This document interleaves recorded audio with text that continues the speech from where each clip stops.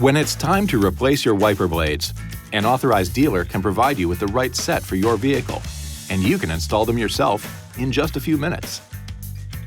To remove a windshield wiper blade, first, raise it off the glass by lifting the wiper arm to the full up position.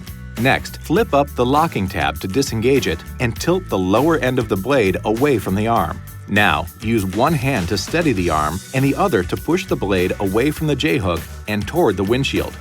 With the locking tab open, position the replacement wiper blade under the J-hook and insert the bracket into the hook through the opening under the tab. Slide the wiper up into the hook and then snap the tab into the locked position. Now, just lower the wiper blade onto the glass and repeat the process for the other side. To replace the rear wiper blade, lift the pivot cap on the rear arm and then raise the arm off the glass.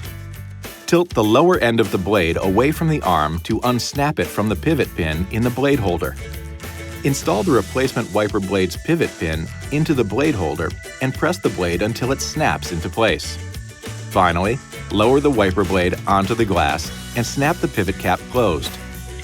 This video is not intended to take the place of your owner's manual.